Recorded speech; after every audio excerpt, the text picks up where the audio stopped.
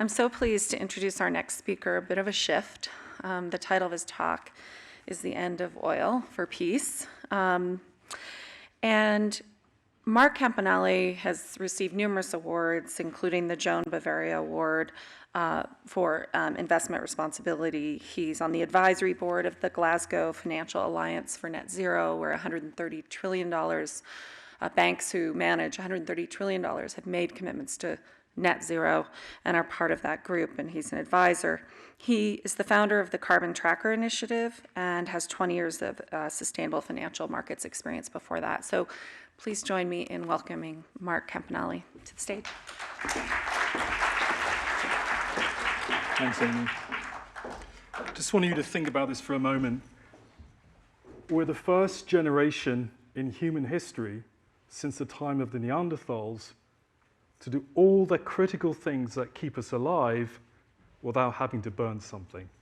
Our cooking, our heating, moving from A to B, and the power systems that we use for industry. Can do all of those things using electrons, not using molecules. The whole energy system that we've been dependent upon is going through a massive transformation. And this energy transition actually, as we see it, represents the biggest opportunity for financial markets. Now, what have we got with the energy system? There's two parts to it I want you to think about. There's a physical part of the energy system, the power stations, your cars, the refineries, the oil pipelines. And then you've got the actual use of it, which is your cars and your coal-fired power stations and your oil. So you've got a stock and you've got a flow. Now, in the new energy system, we're going to lose half of it. The energy system's going to get smaller. We're not going to need tankers carrying oil from one side of the world to the other. And we're not going to need to take coal from one part of the US to the other to burn in a power station. All of that disappears. And to address climate change, we know that we have to drop emissions by 50% in the next 10 years. This transformation is going to be driven by technology. Now, I'm not one who says that climate change, we're going to solve it all by technology. I think we need policy, we need collective action, but I do think right now we have all the available technologies we need to get to address the climate change problem. Now, where is the financial risk in all of this? Carbon Tracker, my nonprofit, we estimate that something like a quarter of the world's equity markets are linked to the fossil fuel system. Shipping, aviation, oil and gas, and about half of the world's corporate bond markets are linked to the fossil fuel system. And it's around $30 trillion, 3 or 4 times bigger than the financial crisis of 07, 08. We're going to see huge write-downs in the value of oil and gas assets and coal assets in coming years because of this technology transition. Now just think for a moment, if CO2 wasn't a problem, would we still transition? Would we still be burning things in cars? And I think we would still transition for the simple reasons that I'm going to set out for you now. Now what you're looking at, I'm afraid, is a bit difficult to see the detail, but I want to make some simple points. On the left here, you've got the levelized, what's called the levelized cost of energy. How much does it cost for you to create and use your energy? And along the bottom, you've got cumulative megawatt hours. And what you're looking at here are technologies. Offshore wind there on the blue, the collapsing costs of production for solar, your offshore wind, and nuclear. Okay, there's a place for nuclear, but it's not on the same learning curves that you see with all these other cleaner technologies. Coal hasn't gone through what you call learning curves. It's not a technology. The more you use, it doesn't get cheaper. All the other technologies are distinguished by the fact that the more you use, the cheaper they get. And this is what's driving this transition. So the other thing about it is it's cheaper to run. Now, once you've built your solar system or your wind system, you're not having to buy in these flows of coal and oil and gas to run it. The energy is essentially free. It's around us, the sun, the wind, waves, all these cleaner technologies. And what you're again looking at here is the price a megawatt hour for using your cheaper technologies against the fossil fuel technologies. And what you're looking at here is how just the costs of solar and wind are just getting cheaper and cheaper and cheaper. Now, the thing that the fossil fuel industry, with its subsidies, has been able to say, is that, look, there's no replacement. There's no replacement for this. We're addicted to the fact that if we want to drive from A to B, we've got to go down to a gas station every couple of days and fill up. All those things, we don't have to do those things anymore. We can use electricity and store our energy and battery systems. This new thing that's just come in, that little squiggle that were put there, this is just the other month, the cost of gas, 4 times greater than it was just a few years ago. And I think I was looking at the statistics in the US, there's 23 million households in the US that are in arrears for their energy and are in energy poverty because fossil fuels is an expensive system. Few suppliers controlling multiple users. There's a kind of a monopoly. What the renewable energy revolution is doing is getting rid of that monopoly system, and the great news for all of us, it's universal. Africa and Asia have 1,000 times more renewable energy resources than they have fossil fuel resources. It's just a matter now of scaling up these technologies and making them available. Now, private capital, which is the world I've come from, has spotted this.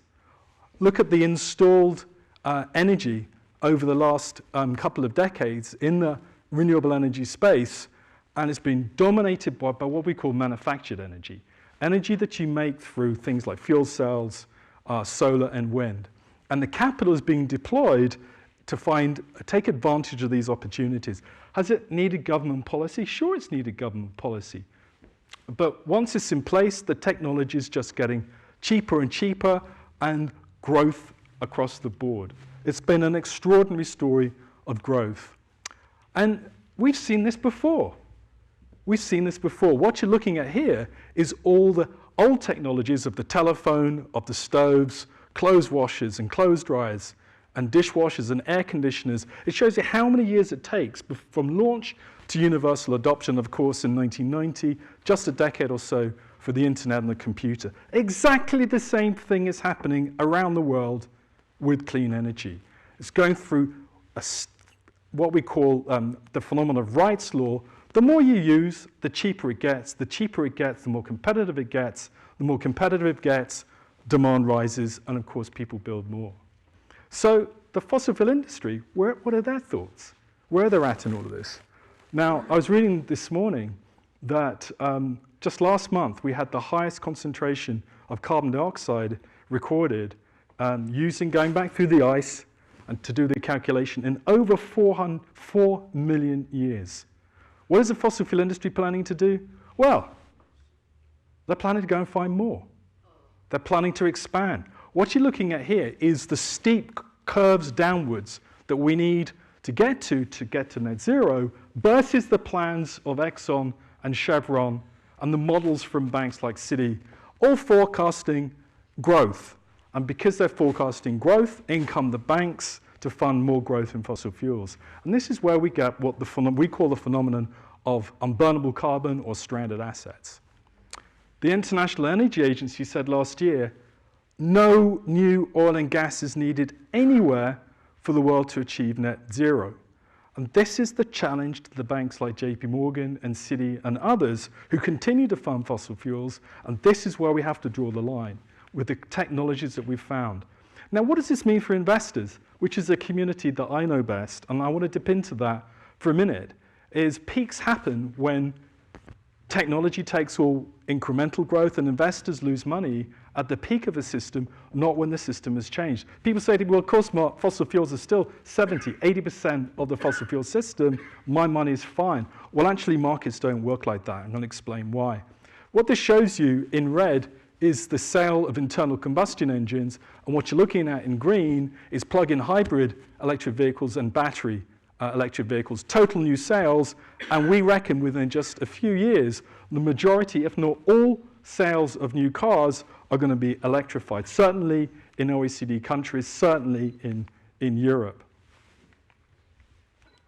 Now, the real question is, how many electric vehicles do you need on the road to kill oil demand? That's the figure I want to know. This is Oslo. In the purple is the numbers of new electric cars on the road. Oslo, full of electric cars. I'd love to see the same in New York.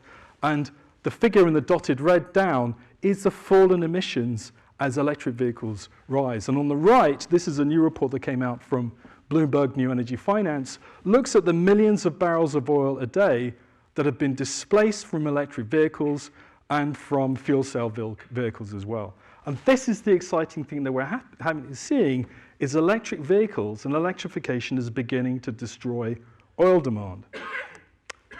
Is this enough? We need to multiply and scale up these clean energy sources by 8-fold, 10-fold, 20-fold across all the clean technologies. This is the challenge that we have to go into. So why does the peak in demand for oil and gas, why does this matter so much?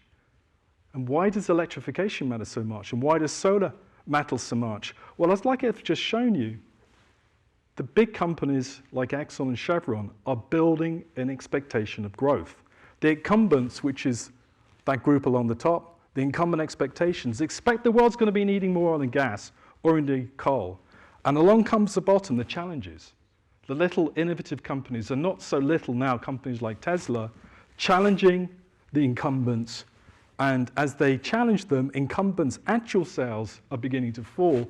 And remember, it was just a small drop in demand for oil, 5% drop, caused negative oil prices just last year. Everyone's forgotten that. Everyone's looking at oil prices today, going through the roof, and we forget that oil demand was down 5%, but we had negative prices last year. And the same thing, I believe, will happen in coming years. So how do markets react? Well, there's the volume and the decline in the volume of whatever it might be, coal, oil, and gas. But prices in markets, if any of you are investors, prices often peak way in advance before the volume sales actually peaks. So I'm just going to give you an example. Some of you may be invested in Netflix. Now, what happened 2 weeks ago? I'm going to tell a little bit about the history of Netflix. 2 weeks ago, they got 200 million customers. They lost 2 million subscribers. How much did the stock price fall by? What was it, 40%? There's a story in there. There's this little story in there because actually markets will begin to respond to derating companies like Chevron and Exxon in the same way. So what you're looking at here in the blue is our old company, Blockbuster. Remember, we used to go down to the town, take out your video. If you forgot to take it back, for those that know what a video is, you got fined. And there were 80,000 people working at Blockbuster. There was one in every town and every country around the world. And a few years in, Netflix was founded, 1997, 1998, around that kind of period. But in comes Netflix, 1999, really started to take off. And what you're looking at here is sales. And you're looking at sales peaked 2003, and by the time Netflix sales passed Blockbuster's, that's when Blockbuster went bankrupt. The key one I want you to look at is, when did Blockbuster stock peak? Their stock peaked way in advance of their sales peaking. So this is a little bit of financial way of saying that markets can discount the future. I think exactly the same thing is going to happen to the world's fossil fuel system. Investors are canny enough and smart enough to see that the cleaner technologies of wind and solar, the electric vehicles, are going to displace. They're getting cheaper, they're more reliable. Those that follow me on Twitter, I'm at Campanale Mark. I tweet a lot about the new announcements from companies like Ford about getting cheaper batteries and the car down to $25,000. And actually, the traditional fossil fuel system is going through what we call the 5 stages of decline. Hubris born of success. Undisciplined pursuits of more. Let's go and find some more of this stuff. The denial of risk and peril. Oh, electric vehicles is just a sideshow. Wind and solar, it's not reliable. And then grasping for salvation as we work out systems of battery storage, working together with solar, creating reliable, cheap, clean energy for all, to the point of grasping salvation, and then ultimately capitulation and irrelevance. I'm going to leave you with this thought. Is history going to repeat itself? We've seen this storyboard before. Kodak owned a digital camera division, which has said, oh yeah, digital cameras, that's just a sideshow. We're going to double down on traditional print film just before Kodak went bust. Blockbuster, I want to know what the board was saying when Netflix arrived. They didn't buy Netflix, which they could have done. Blockbuster doubled down, they went bust. Peabody Energy, in its accounts the year before they went bust, they said demand for coal is robust.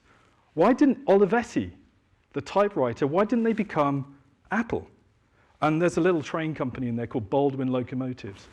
Baldwin, an American company, the chief executive and the chairman, when asked why you're investing in more efficient steam engines, said, mark my words, the steam engine will be the dominant form of transport well into the 1980s. This was in the 1930s, just a couple of years before they went bust.